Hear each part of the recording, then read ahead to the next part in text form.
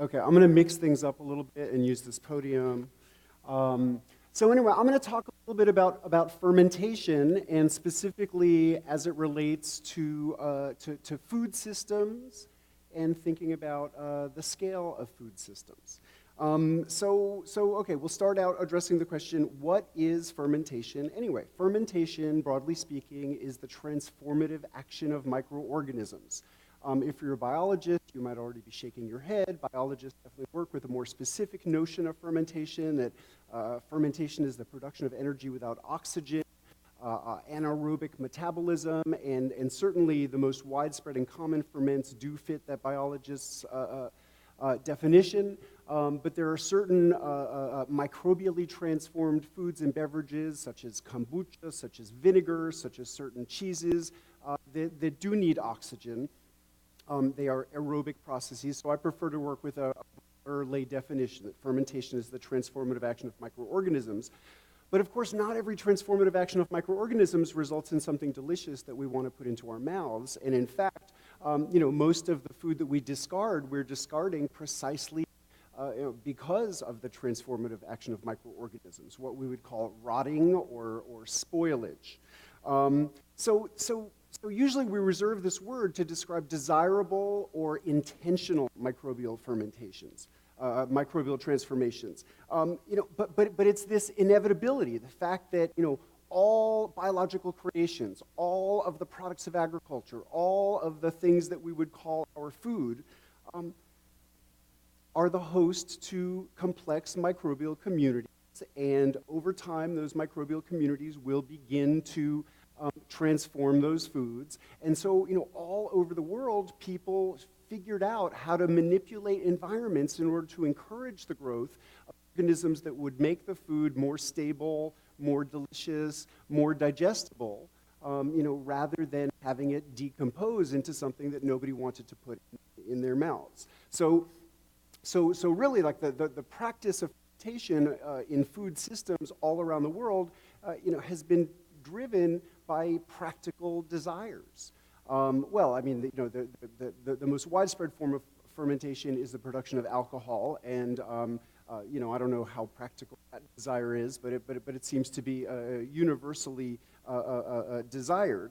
But beyond the production of alcohol, fermentation has been used for preservation.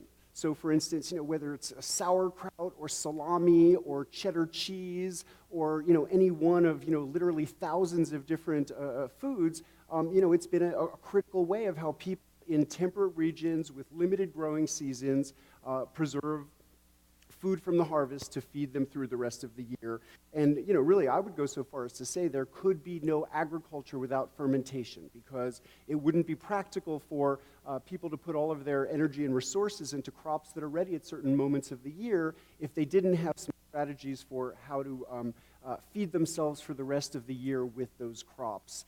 And really, until the advent of refrigeration and freezing and canning, which are all very new technologies, fermentation and drying were the primary means that people had to preserve food.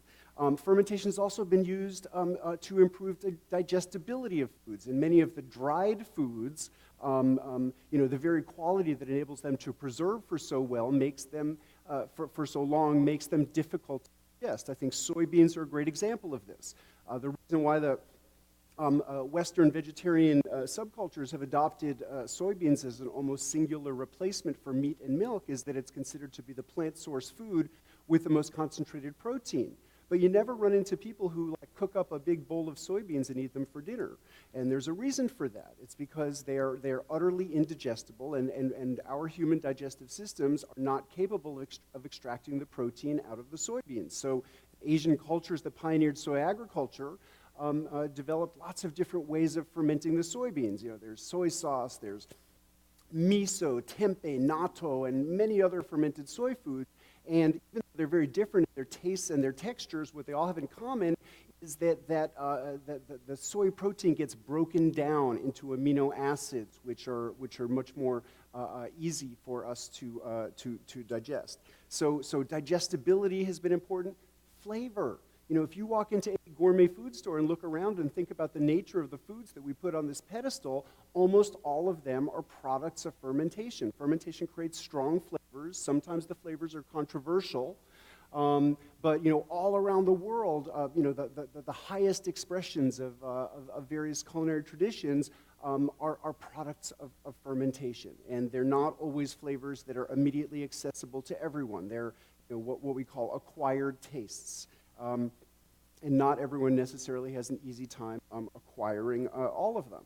And then there are health benefits. I mean, many people are getting interested in fermented foods today for perceived health benefits, and certainly pre-digestion, what I just described with the soybeans, the idea of breaking down compound, dense nutrients into simpler forms that are easier for us to assimilate is part of that. But the bacteria themselves are critically important and have never been more important than they are right now.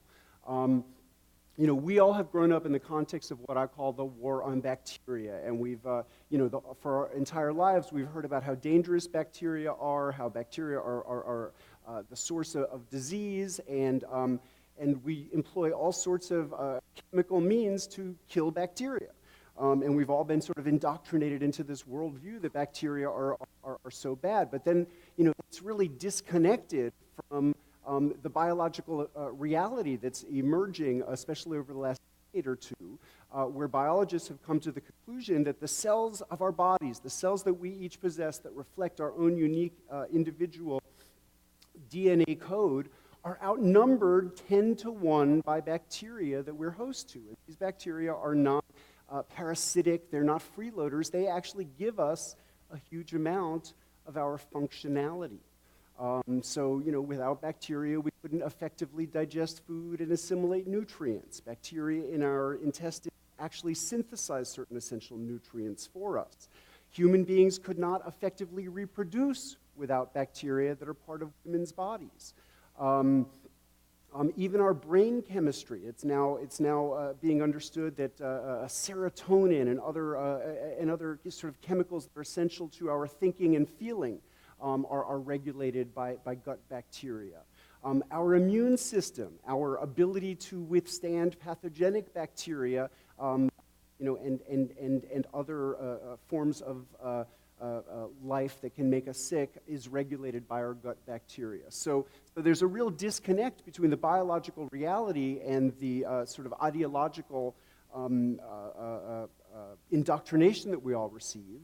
And then part of the war on bacteria goes beyond ideology, and it's really chemical warfare. So we all have daily contact with chemicals that are designed specifically to kill bacteria.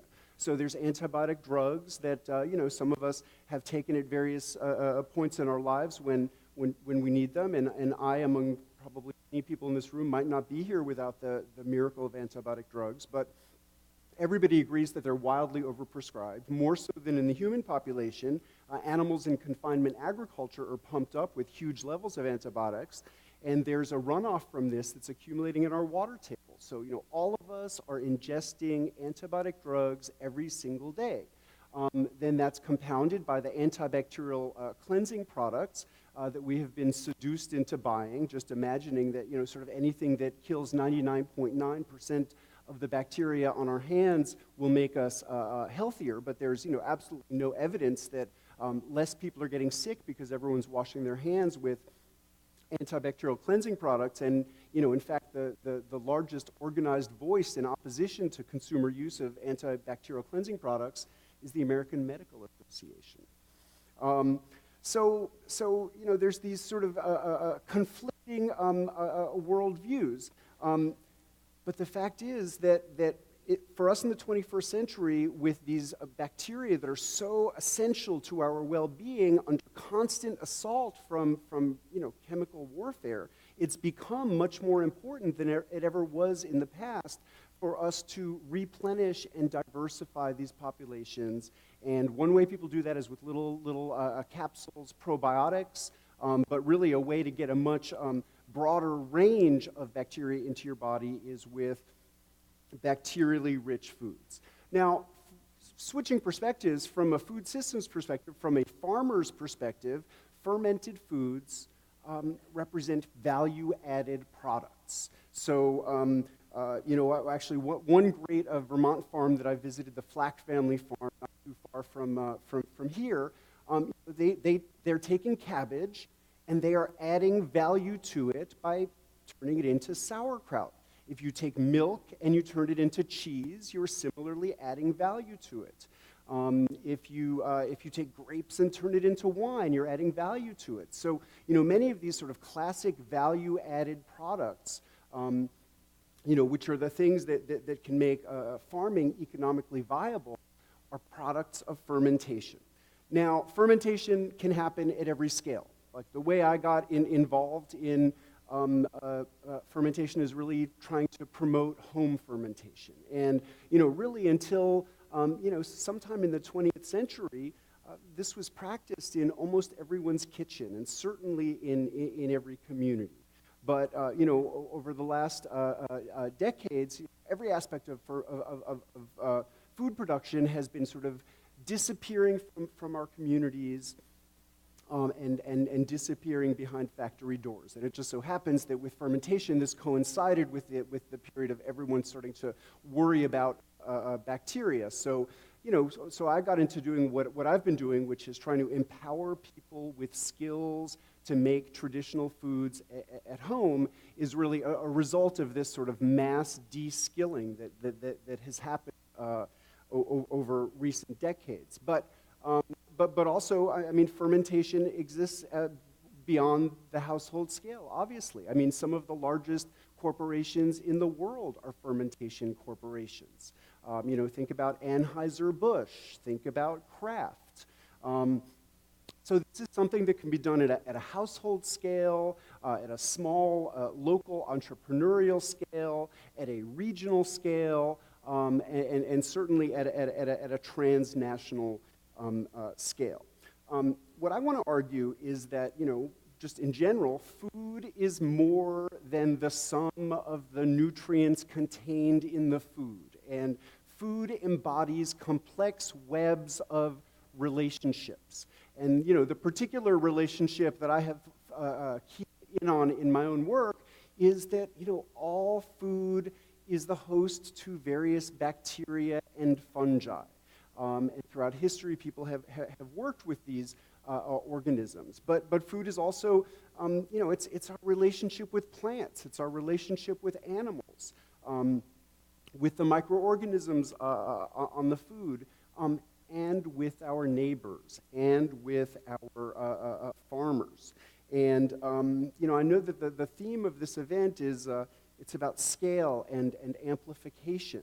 But I think that, while there's no denying that we need sustainable production, we need more sustainable production, we need sustainable production to happen at larger scales, we also need to preserve it at small scales. And if we want food production to be part of the fabric of life and the fabric of our communities, then we have to safeguard the smallest producers. And a story that I have heard repeatedly, including here in Vermont, is that sometimes the success of the eco-entrepreneurs ends up impacting negatively on the really micro producers that have been doing it all along. If only by making regulators formalize what had previously been somewhat informal. And I think that, in all of our food systems thinking, we have to safeguard the smallest of producers and recognize that we need producers at every scale.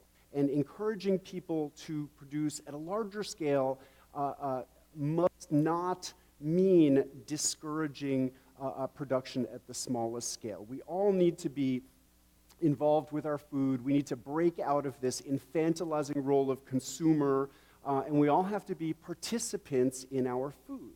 And I would say that sustainability is participation.